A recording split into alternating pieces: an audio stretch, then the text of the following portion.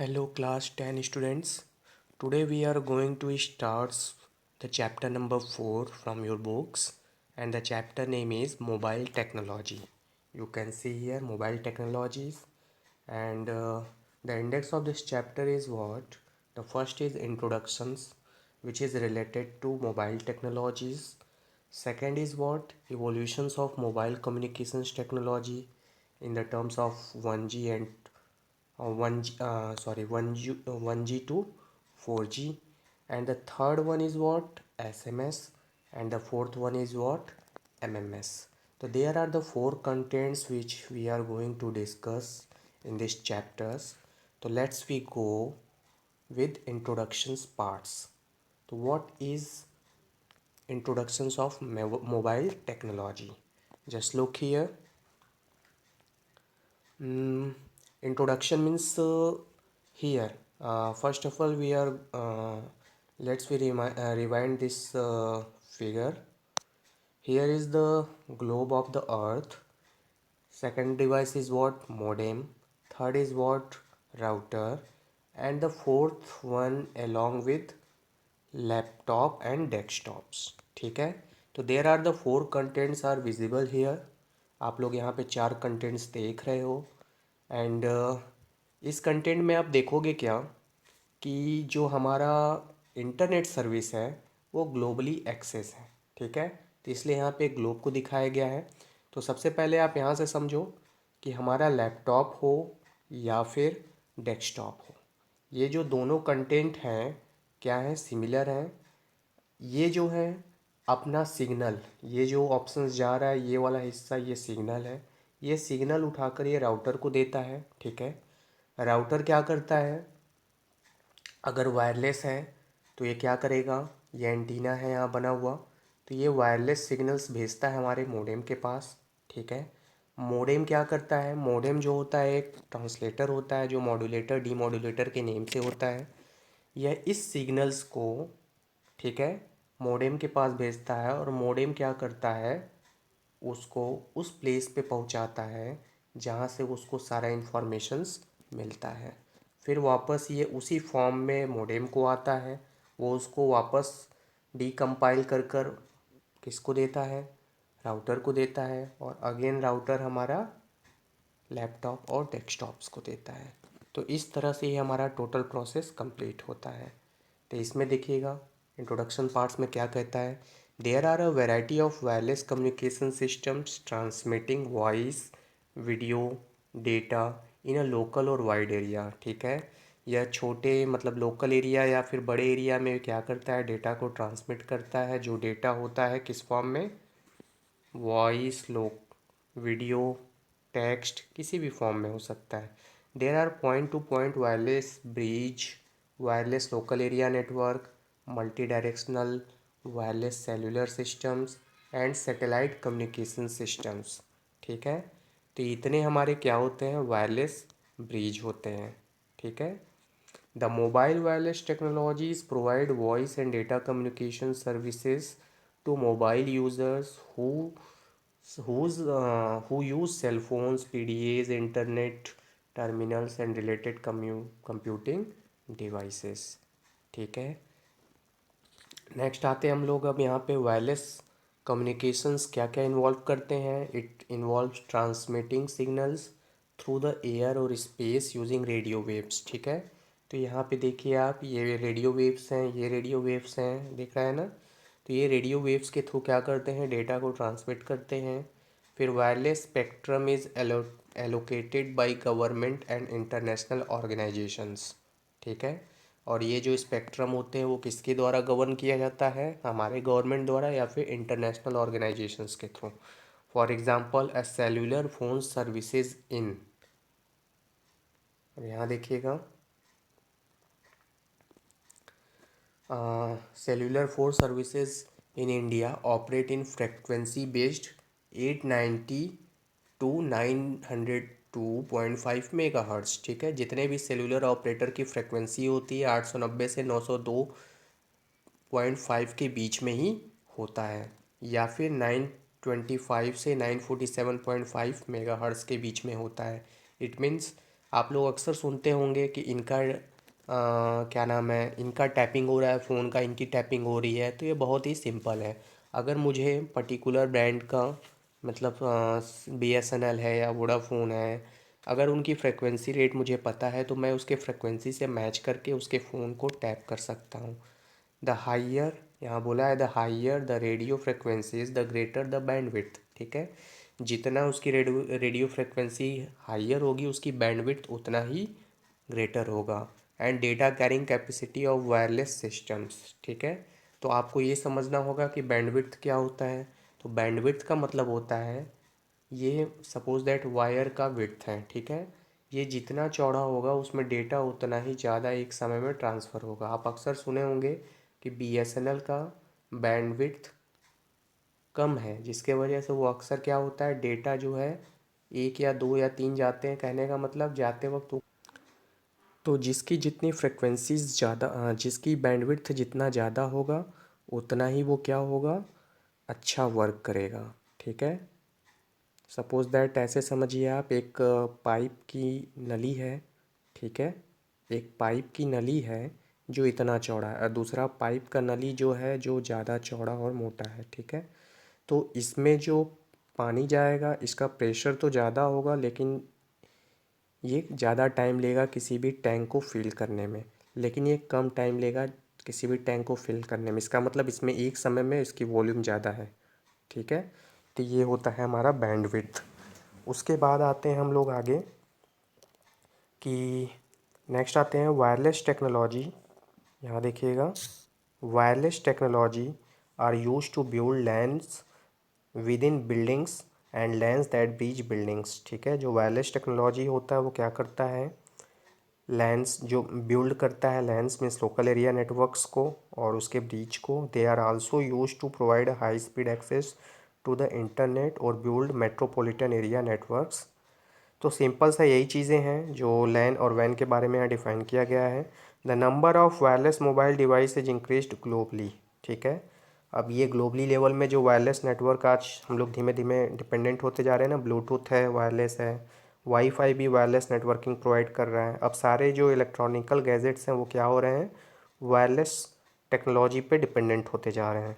ठीक है, किसी को भी आज के समय में वायर डिपेंडेंसीज अच्छा नहीं लगता। हर कोई, चाहे वो हेडफोन हो, ईयरफोन हो, कुछ भी हो, सब वायरलेस कनेक्टिविटी के साथ ही चाहिए उनको। तो users equipment with portable computers and a variety of small wireless communication devices increasingly need to connect to corporate networks,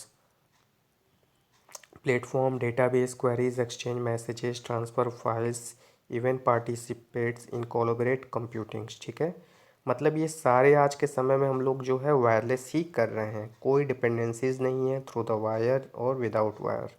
ठीक है, नेक्स्ट आते हैं हम लोग अब GSM। What is GSM? आपने अक्सर सुना होगा GSM के बारे में कि हमारा जो सिम होता है वो GSM होता है या CDMA होता है। तो इसका देखिए यहाँ पे फुल फॉर्म है global systems for mobile communications. ये इंपॉर्टेंट है, इसका फुल फॉर्म अक्सर आता है एग्ज़ाम में। तो global systems for mobile communications is a digital mobile telephone systems। GSM use a variety of time division multiple access, TDMA जिसे कहते हैं।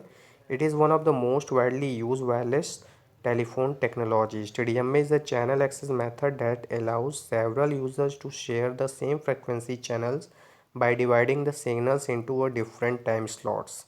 GSM digitalized compresses data and then send it down a channel with two other streams। ठीक है, तो कहने का मतलब है जो हमारा GSM होता है वो क्या करता है, बहुत ही most widely use wireless telephone technologies होता है।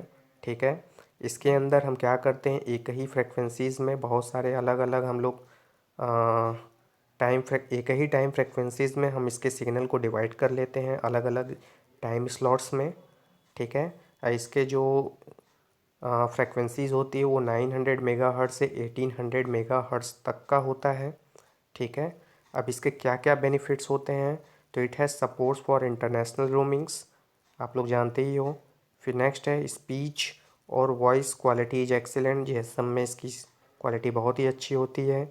फिर it can identify the devices end user separately, ठीक है। इसमें जब आपको कॉल जाता है तो वो डिवाइसेस को भी आइडेंटिफाई कर लेता है, साथ में यूज़र को भी आइडेंटिफाई कर लेता है कि यह कौन से डिवाइस से यूज़ हो रहा है, मीन्स किससे कॉल किया जा रहा है और यूज़र का नेम क्या है। And the technologies varies much secure, ये बहुत ही सिक्योर टेक्नोलॉजीज़ हैं। And it provides wide ranges of services, और ये बहुत ही अलग अलग रेंजेस में सर्विसेज भी प्रोवाइड करते हैं। नेक्स्ट आता है apart from the above mentioned benefit it provides the following services. क्या क्या है? पहला सर्विसेज है टेलीफोनी, दूसरा है it has access to packet data services, ठीक है, जिसे हम लोग नेट भी कहते हैं। It facilities asynchronous and synchronous data transfer services, ठीक है। तो ये सिंक्रोनस असिंक्रोनस जो डेटा होता है वो मॉडेम में यूज़ होता है। नेक्स्ट आता है it has support for telematic services such as SMS, fax, videos, ठीक है। तो टेलीमेटिक सर्विसेज में भी इनका यूज़ होता है। फिर it also has a support for call forwarding, caller ID, voice mailing, ETC। कहने का मतलब GSM जो है ये क्या है, मल्टी सपोर्टेड टर्मिनोलॉजीज़ है, जिसमें आप हर एक तरह का सपोर्ट्स आपको मिलेगा, इसीलिए GSM बेस्ट है, ठीक है। अब देखते हैं CDMA में ऐसा क्या है जो GSM आगे निकल गया और CDMA में पीछे ही रह गया। तो इसका फुल फॉर्म पहले देख लीजिए, कोड डिवीज़न मल्टीपल एक्सेस, ठीक है, कोड डिवीज़न मल्टीपल एक्सेस। और जबकि इसका क्या था, global system for mobile communications वो, और यहाँ पे क्या है, कोड डिवीज़न मल्टीपल एक्सेस। तो it is a cellular technologies that uses separate spread spectrum technologies unlike competing systems such as GSM, ठीक है, that the TDMA CDMA doesn't assign a specific frequencies to each user, ठीक है। यह हर एक user को specific frequencies नहीं provide करता है, जबकि ये क्या करता है, स्पेसिफिक फ्रिक्वेंसी हर एक यूज़र को प्रोवाइड करता है। तो instead every channel uses the full available spectrums. तो इसमें क्या होता है कि अलग अलग फ्रिक्वेंसीज नहीं मिल रहा है, तो एक ही फ्रिक्वेंसी में सब मतलब सभी लोग यूज़ कर रहे हैं, ठीक है। तो इससे वजह से क्या हो जाएगा, conversations are encoded with a pseudo random digital sequence, ठीक है। तो एक ही फ्रिक्वेंसी में कई सारे लोग काम कर रहे हैं, तो वहाँ पे डेटा जो है चोरी होने के चांसेस ज़्यादा हैं, सिक्योरिटी वहाँ पे कम है। और जब यहाँ पे क्या है, यहाँ पे सबका एक अपना एक स्लॉट बना के दे देता है, सबका अपना पैकेज वर्क होता है, सब अपने ही विंडो में वर्क करता है। तो एक विंडो से दूसरे विंडो में जाने के लिए डेटा जो सिक्योरिटी होता है वो काफ़ी हार्ड होता है, ठीक है। यहाँ पे ये सब ट्रांसपेरेंसी नहीं है, ये कोई भी किसी को जाकर एक्सेस कर सकता है। नेक्स्ट आते हैं, CDMA consistently provides better capacity for voice and data communications than other commercial mobile technologies, ठीक है, allowing more subscribers to connect at any given time, and it is common platform on which 3G technologies are built।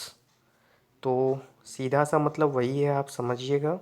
Next आता है CDMA is a military technologies first use during World War II, ठीक है। ये walkie talkie के ही तरह होता है कि World War II में जिसका यूज़ भी हुआ था कि allies decided to transmit over several frequencies instead of one, making it difficult for Germans to pick up the complete signals because Qualcomm created communication chip CDMA technology, it is privy of the classified informations। चलिए next आते हैं हम लोग अब GPRS पे। What is GPRS?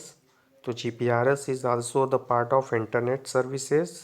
जब हम लोग पहले 2G सर्विसेज यूज़ करते थे तो लोग कहते थे कि GPRS सेटिंग मंगा लीजिए, ठीक है। तो क्या होता है GPRS? General packet radio services. यह क्या है, एक वॉइस वैल्यू एडेड सर्विस होता है जो हमारे मोबाइल फ़ोन में सेंडिंग और रिसीविंग डेटा के लिए यूज़ होता है इंटरनेट प्रोटोकॉल में। और ये किस पे बेस्ड, ये किस नेटवर्क पे बेस्ड होता है, GPRS नेटवर्क्स पे ही बेस्ड होता है। इसका जो रेट होता है वो बहुत ही कम होता है, 56 से 114 kbps तक होता है, ठीक है। ये जो होता है तो ये जो GPRS होता है ये क्या होता है, इनेबल वायर, यहाँ देखिएगा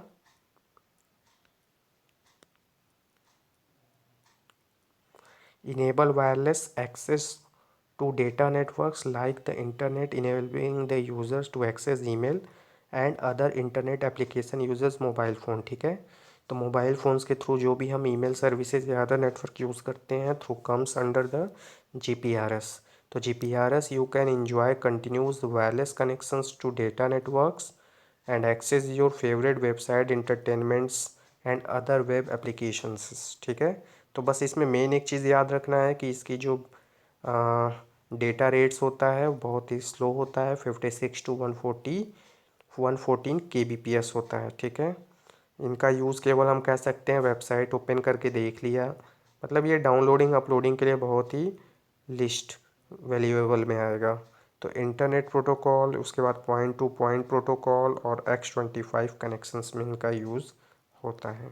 नेक्स्ट आता है इवोल्यूशंस ऑफ मोबाइल कम्युनिकेशंस। तो इसमें क्या होता है, ये 1G से 4G तक कैसे आया हमारा। तो फर्स्ट जनरेशन्स में आप देखोगे यहाँ पे आवर लाइफ हैज़ बिन, ये इसका हिस्ट्री कुछ हम समझ लेते हैं। आवर लाइफ हैज़ रिवॉल्यूशनाइज्ड, तो our life has been revolutionised by the advancements of mobile communication system, this way in which people communications get connected to others has directly changed over the past few years। ठीक है, तो आप simple सा ऐसे समझो कि जो last fast few मतलब पिछले कुछ सालों पहले हमारे लिए कम्युनिकेशंस करना इजी नहीं रहता था। हमारे लिए जो कम्युनिकेशन होते थे वो पोस्टल ऑर्डर के थ्रू होते थे। फिर 1G आया, 1G लाइक यहाँ पे देखिएगा क्या है, it refers the first generation wireless analogue technology standard uses the mobile telephony. ठीक है, इसके अंदर मतलब ये 1980s में आया था। बेसिकली ये वॉइस कॉल्स को ही सपोर्ट्स करता था और सेंडिंग मैसेज भी करते थे। ठीक है, इसकी जो स्पीड होती थी बहुत ही कम होता था, 2.4 kbps होता था। ठीक है, और ये जो है बाद में रिप्लेस किसके थ्रू कर लिया गया, 2G के थ्रू कर लिया गया, जिसे हम कहते हैं second generation of wireless technologies. उसके बाद आता है 2G। तो 2G क्या हुआ, 1G को ये ओवरकम किया।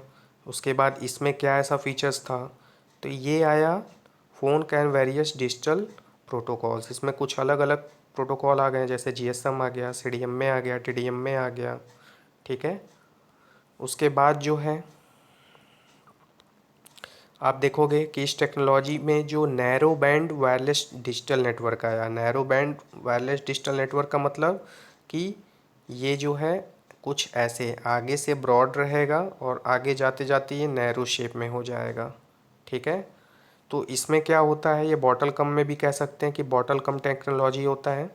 तो इसकी जो स्पीड होता है वो 64 kbps, वहाँ बहुत कम था, इसका 64 kbps तक चला गया। यह वॉइस डेटा को भी सपोर्ट करता था, मोबाइल फ़ोन्स को भी सपोर्ट करता था, और इसमें सेल्फ बैटरी भी लगते थे, इसकी लाइफ भी अच्छी होती थी, और यह जो है ग्लोबली रोमिंग फैसिलिटीज़ को भी फॉलो करता था। तो अभी GSM में आपने पढ़ा था कि रोमिंग फैसिलिटीज़ भी इसमें फॉलो होते हैं। तो ये बहुत ही अच्छा मीन्स 2G टेक्नोलॉजी। तो हम कह सकते हैं जो हमारी 2G टेक्नोलॉजी थी अराउंड आज से 20 to 25 ईयर्स अगो तक था। मतलब 1980s में हमारे टेलीफोन आए, देन आफ्टर 15 साल बाद ही हमें 2G मिल गया। ठीक है, और फिर उसके बाद आया मेरा थर्ड जनरेशन ऑफ कंप्यूटर, जो कि इसको कैप्चर कर लिया। याद रखिएगा, कोई भी टेक्नोलॉजी आता है तो पुरानी टेक्नोलॉजी को वो लेते हुए आगे न्यू टेक्नोलॉजी को ऐड कर लेता है। तो इस टेक्नोलॉजी में क्या हुआ, थर्ड जनरेशन ऑफ टेक्नोलॉजी कहते हैं, जो 2000 के अराउंड में आया था। इसमें जो हुआ डेटा का ट्रांसमिशन फास्टर हुआ, इसकी स्पीड अच्छी हो गई, इंटरनेट की भी स्पीड अच्छी हो गई। ठीक है, इसमें भी ग्लोबल रोमिंग्स के प्रोसीजर्स को फॉलो किया। ठीक है, उसके बाद इसमें जो वाइड बैंड मतलब इसकी जो बैंडविड्थ थी और वाइड हो गया। ठीक है, इसके वॉइस चैनल और इम्प्रूव हुए। ठीक है, उसके बाद enabled to people located in a part of the world to talk and send messages. ठीक है, तो 3G सर्विसेज में हम क्या किए, कहीं भी through out of the world हम उनको मैसेज भेज सकते थे, चाहे वो टेक्स्ट मैसेज हो चाहे वो वॉइस मैसेज हो चाहे वो वीडियो मैसेजेस हो, ठीक है। उसके अलावा internet, mobile TV, video conferencings, video call, MMS, 3D gaming और मल्टी गेमिंग्स, इन सारे टेक्नोलॉजीज़ को हमने 3G में यूज़ करना सीख लिया। या यूँ कहिए क्यों 3G में ही यूज़ हुआ, क्योंकि इसकी जो बैंडविड्थ थी और अच्छी थी, इसकी स्पीड और अच्छी हो गई, ठीक है। नेक्स्ट आया 4G सर्विसेज, जो अभी हम लोग रिसेंट में यूज़ कर रहे हैं, ठीक है। तो ये भी अराउंड 2000 में 4G सर्विसेज आ गया। ये बात अलग है कि इंडिया में लॉन्च होते होते 2010 के, मतलब 2010 से 2012 चले गए। लेकिन हमारे जो 4G सर्विसेज हैं अदर कंट्रीज़ में बहुत पहले ही 2000 के ही अराउंड में आ गए थे। तो इसकी जो स्पीड है वो क्या है, इसकी बैंडविड्थ बहुत बड़ी हो गई। इसकी जो स्पीड है वो 100 Mbps तक चला गया, ठीक है। 100 Mbps से 1 Gbps तक चला गया। इसमें जो इसकी कैपेसिटी है, देखिए यहाँ पे बताया है कि कैपेसिटी इसके ब्रॉडबैंड कैपेबिलिटीज़ जो है enables video conferencing, 3D gaming, mobile TV, ये सारे फीचर्स इंक्लूडेड हैं 3G के ही तरह। बट इसमें इसकी जो स्पीड है वो क्या है, सीधा सीधा 100 Mbps से 1 Gbps तक चला गया, ठीक है। जबकि 3G में जो था उसकी स्पीड्स क्या था, अराउंड 1 Mbps तक ही था, या 1 से 10 Mbps तक हम कह सकते हैं, या 100 Mbps तक कह सकते हैं। लेकिन इसका मैक्सिमम जो स्पीड है वो कितना चला गया, 1 Gbps तक चला गया। और अदर सर्विसेज में 5G और 6G भी अब हैं, बट अभी हमारे इंडिया में ये चीज़ें लॉन्च नहीं हुई हैं। मे बी आने वाले 1 से 2 साल में 5G और 6G भी देखने को मिल जाए। नेक्स्ट आता है हमारा SMS, ठीक है। तो SMS क्या होता है, SMS मतलब शॉर्ट मैसेजिंग सर्विसेज। यह क्या करता है, यह सेंड और रिसीव करता है टेक्स्ट मैसेजेस को, किसके थ्रू, मोबाइल्स के थ्रू। और ये मोबाइल्स पे हम राइट करते हैं थ्रू द कीबोर्ड्स, जहाँ पे हम अलग अलग कैरेक्टर्स को लिखते हैं। लिखने के बाद जो इसकी साइज होती है मैक्सिमम 160 अल्फ़ा न्यूमेरिक लिया गया है, कि 160 अल्फ़ा न्यूमेरिक कैरेक्टर्स ही होते हैं। मतलब आप अल्फ़ाबेट भी लिख सकते हो, स्पेशल सिंबल भी लिख सकते हो और न्यूमेरिक भी लिख सकते हो। और ये जो है SMS सभी मोबाइल में सपोर्ट करता है, चाहे वो छोटा मोबाइल हो, चाहे MMS वाला मोबाइल हो, कोई भी मोबाइल हो। तो ये ग्लोबली सपोर्ट्स करता है सबको, ठीक है। तो हम बिलियन ऑफ टेक्स्ट मैसेजेस मतलब 1 वीक में या फिर एवरी वीक में कहा जाता है कि आज के समय में SMS जो है billions of 1 billion around 10 crore, ठीक है। तो बिलियंस ऑफ मैसेजेस जो है 1 वीक में भेजे जाते हैं थ्रू आउट द वर्ल्ड्स, ठीक है, ऐसा जब काउंटिंग होता है। नेक्स्ट आता है हमारा SMS। ये कभी भी जो है don't require the mobile phone to active and with range, ठीक है। यदि मैं किसी को SMS भेजता हूँ तो ये ज़रूरी नहीं है कि उनका मोबाइल जो है एक्टिव ही हो। एक्टिव मतलब अगर मैंने स्विच ऑफ किया है तो ऐसा नहीं कि मुझे मैसेज नहीं मिलेगा, बिल्कुल मिलेगा। जब मैं अपना ऑन करूँगा, चाहे वो आज करूँ चाहे 1 महीने बाद करूँ, कभी भी ऑन करूँगा तो वो मैसेज मेरा उसके पॉपअप में पड़ा रहेगा। जैसे ही ऑन करूँगा ऑटोमेटिक वो हमारे विजुअल डिस्प्ले पे दिख जाएगा। उसके बाद ये जो ट्रांसमिटेड होता है इसके मैसेजेस या SMS, वो क्या होते हैं, within the same cell और एनीवन विद रोमिंग कैपेबिलिटीज़, ठीक है। उसके बाद यहाँ कुछ फीचर्स बोला गया है, the SMS features the confirmations of message delivery, ठीक है। इसमें एक और फीचर्स होते हैं, जब आप किसी को भेजते हो तो डिलीवरी रिपोर्ट भी आप एक्टिव कर दोगे। तो जब भी उसके पास पहुँचेगा तो आपके पास डिलीवरी रिपोर्ट आ जाएगा कि this person has successfully delivered that message. उसके बाद this means the sender of the short, ये वही चीज़ें समझाया है। उसके बाद यहाँ देखते हैं SMS has one or more messaging centre to handle the manage the short messages, ठीक है। तो SMS के भी कई सारे कैटेगरीज होते हैं, जैसे कि फ्लैश मैसेजेस भी होते हैं, जिसका मतलब होता है कि वो तुरंत आपके स्क्रीन पे दिखता हुआ ओपन मैसेज, जिसे हम कहते हैं ओपन मैसेज भी हम भेजते हैं। नेक्स्ट आता है MMS क्या होता है, इसको कहते हैं मल्टीमीडिया मैसेजिंग सर्विसेज। MMS का मतलब हो गया, जब भी आप टेक्स्ट मैसेज 160 से ज़्यादा भेजते हो और 2 मैसेज हो जाता है तो कहीं ना कहीं वो इनडायरेक्टली 2 मैसेजेस हो जाते हैं, तो कहीं ना कहीं इनडायरेक्टली वो MMS में चला जाता है। या फिर आप टेक्स्ट मैसेज के साथ कोई भी ग्राफिकल मैसेज या इमेज जिसे हम कहते हैं, ठीक है। अगर आप किसी को इमेज भेजते हो तो उसको भी हम कहेंगे एमएमएस। क्या कहेंगे? एमएमएस। हम लोग व्हाट्सएप पे जितने भी चैट करते हैं, मतलब वीडियोस भेजते हैं, मैसेजेस भेजते हैं, वो सारे एमएमएस फॉर्म में रहते हैं, ठीक है। तो एमएमएस का मतलब ही होता है मल्टीमीडिया मैसेजिंग सर्विसेज।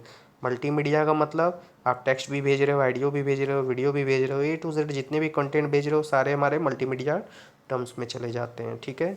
अब ये भेजे कैसे जाते हैं? सोशल नेटवर्किंग साइट्स के थ्रू भी आप भेज सकते हैं, लाइक फेसबुक, व्हाट्सएप, या फिर ईमेल्स के थ्रू भी आप भेज सकते हो, ठीक है। ईमेल्स के थ्रू भी भेज सकते हो, आप अपने टेक्स्ट मैसेज के थ्रू भी भेज सकते हो। नेक्स्ट आता है फीचर्स ऑफ एमएमएस। अब इसके फीचर्स क्या होते हैं? तो फीचर्स में आप देखोगे यहाँ पे टेक्स्ट में इसके जो फॉन्ट्स होते हैं, कलर्स होते हैं, वो हो गया, ठीक है। इमेजेस में जेपीजी, जीआईएफ फॉर्मेट्स। जेपीजी आपको पता है, जीआईएफ जो होते हैं जिसमें ऑडियो नहीं होता है लेकिन उसमें रोटेशंस होता है, मूवमेंट्स होता है, ठीक है। उसी तरह ऑडियो MP3 और MIDI, ठीक है। तो ऑडियो में भी बहुत सारे उसके कैटेगरीज होते हैं, उसका एक्सटेंशंस होता है। तो ये हो गया। वीडियो में MPEG है, बहुत सारे वीडियोस एक्सटेंशंस होते हैं, तो सारे हमारे फीचर्स ऑफ एमएमएस में चले जाएंगे, ठीक है। तो आगे बोला है if you want to send a photo to another compatible phones follow this steps. अगर आप दूसरे कंपेटेबल फ़ोन में भेजना चाहते हो तो इस स्टेप्स को फॉलो करो। तो पहला है take a photo from your camera phone and download on via the internet, ठीक है। आप फ़ोटो कैमरा फ़ोन से ले लो या फिर इंटरनेट से डाउनलोड कर लो।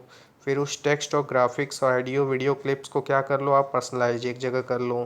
फिर add recipient number and send, ठीक है। और जिसको आप भेजना चाहते हो उसका नंबर उसमें ऐड कर और उसके बाद सेंड कर दो, तो ऑटोमेटिक उस पर्सन तक वो पहुंच जाएगा, ठीक है। One of the main particular difference between MMS and SMS is that SMS messages are limited to 160 bytes and MMS messages has no size limits, ठीक है। तो अभी मैंने बताया था कि जो एसएमएस होता है उसकी साइज़ 160 फिक्स होता है, लेकिन जो एमएमएस होता है उसकी साइज़ फिक्स नहीं होता है, ठीक है। तो इस तरह से हमारा ये चैप्टर कंप्लीट हो गया। अब हम यहाँ पे आप देख रहे हो समरी है, ये समरी में कुछ इम्पोर्टेंट नोट्स हैं, ये आप लोग को अच्छे से पूरा देख लेना है, समझ लेना है। उसके बाद यहाँ पे हमारा एक्सरसाइज, ये कीवर्ड्स आते हैं। कीवर्ड्स में आपको जो भी समझ में आए इसको अच्छे से आप लोग देख लेना। फिर उसके बाद ये सॉल्व एक्सरसाइज हैं, ठीक है। कुछ सॉल्व एक्सरसाइज में ऑब्जेक्टिव क्वेश्चंस दिए हुए हैं, इनको आप देख लेना इन द सेंस आपको यहाँ से प्रॉपर नोट्स बना लेने हैं। फिर उसके बाद ये कंप्लीट करिएगा, fill in the blanks complete करिए। फिर उसके बाद ट्रू और फॉल्स भी आपको कंप्लीट करना है, ठीक है। और उसके बाद लास्ट आपका आता है थ्योरेटिकल क्वेश्चंस, ये हो गया, ठीक है। और उसके बाद आपका यहाँ कुछ ऐसे रिव्यू क्वेश्चंस हैं जो आपका अनसॉल्व्ड है, इनको आपको पूरी तरह से तैयार कर लेना है। तो इस तरह से हमारा चैप्टर 4 कंप्लीट हो गया। और चैप्टर 4 तक का PDF मुझे नेक्स्ट इसी सैटरडे तक मुझे 1 2 3 4 चैप्टर्स का PDF मुझे कंप्लीट चाहिए,